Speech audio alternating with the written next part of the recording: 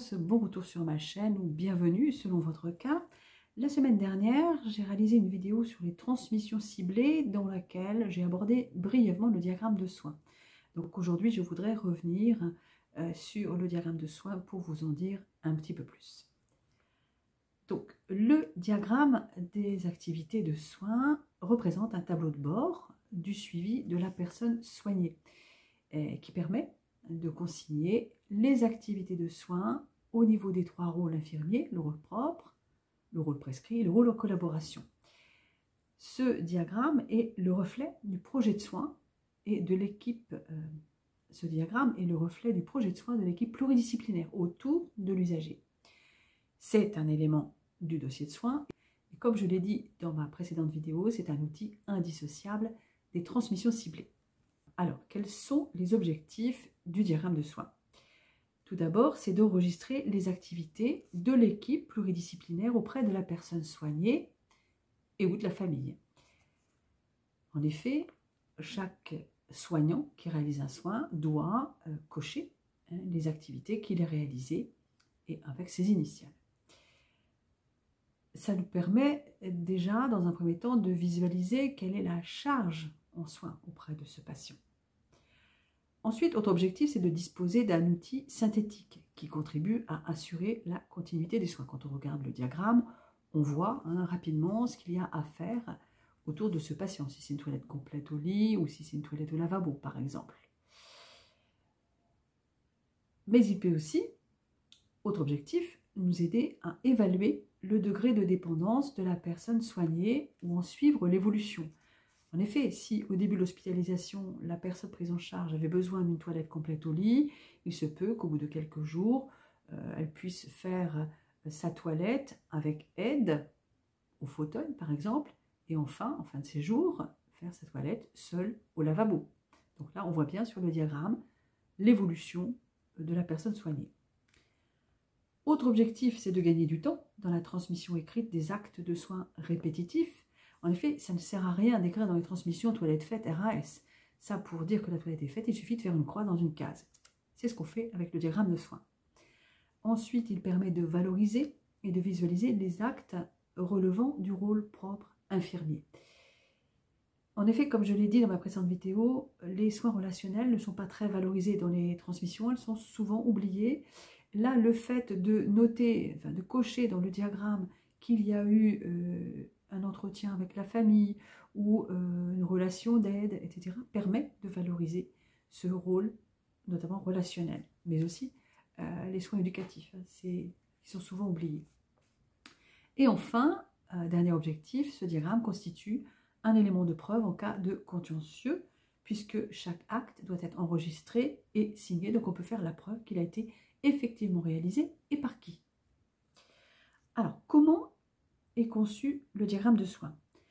Il est élaboré à partir d'une liste d'activités de soins systématiques et répétitives qui sont requises par la population accueillie dans l'unité de soins. Ça veut dire que chaque diagramme est donc spécifique à une unité de soins.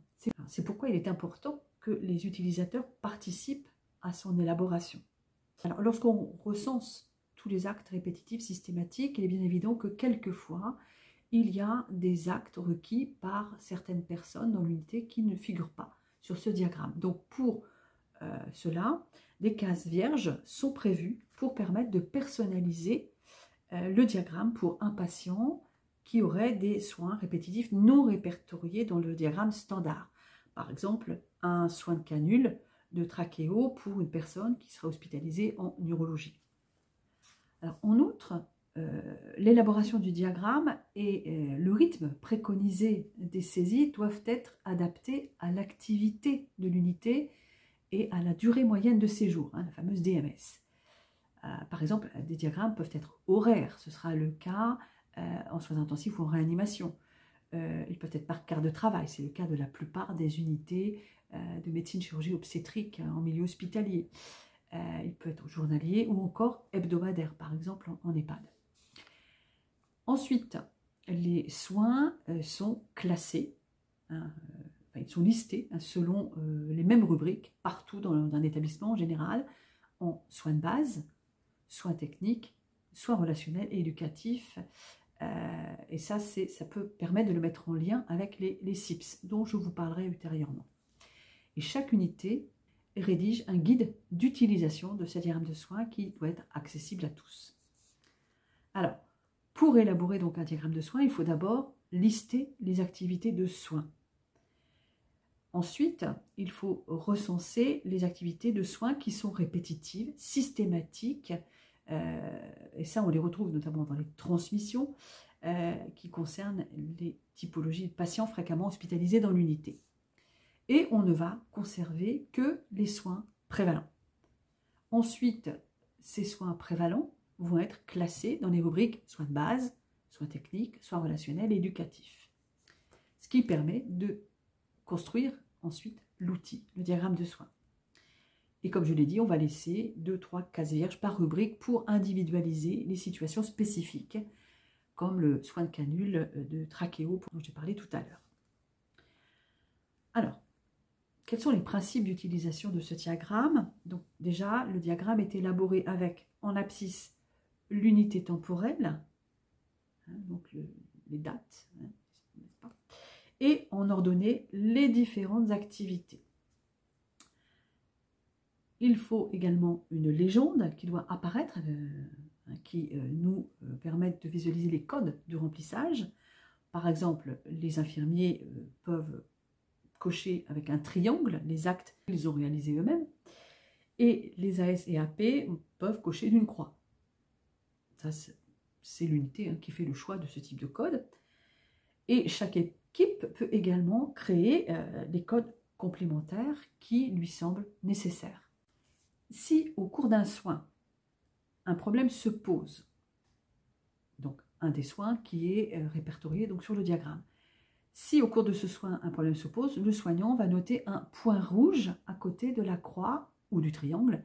Cela implique alors l'ouverture d'une cible dans les transmissions ciblées, puisque s'il y a un problème qui se pose, ça veut dire qu'il y a une cible, ou un diagnostic infirmier qui est posé.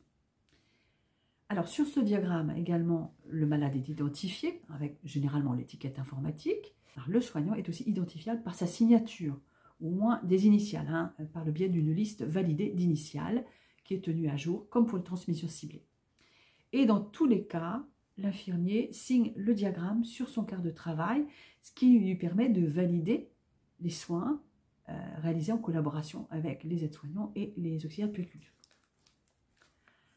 Bien sûr, la date doit figurer, elle comporte le jour, le mois, l'année et l'heure, si besoin, en fonction de l'unité temporelle choisie. Si c'est un diagramme horaire, bien entendu, il va falloir être très précis. Alors, il y a certains principes matériels d'utilisation qui sont spécifiques aux unités. C'est par exemple la taille du document. Ça peut être son lieu aussi d'utilisation, les couleurs, le lieu d'affichage, l'archivage. Le choix de la forme appartient à chaque équipe. Alors ça peut être un format A4, si par exemple il est rangé dans un cahier classeur qui constitue le dossier de soins du patient, ou ça peut être un format A3, format feuille de température, s'il est dans la chambre du patient comme Auréa.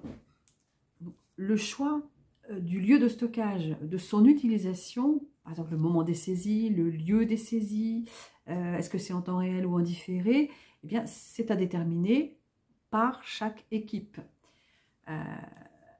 Alors il est bien évident que selon les choix, eh bien l'outil ne va pas répondre à la fois au respect de la confidentialité et aux facilités d'utilisation ou aux exigences des médecins avec lesquels une concertation doit être organisée. Alors, tant au niveau des unités qu'au niveau institutionnel en général.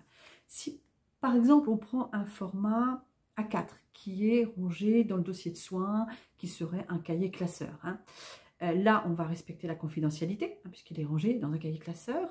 Par contre, la saisie, elle va être différée dans un temps relativement court, mais elle va différer.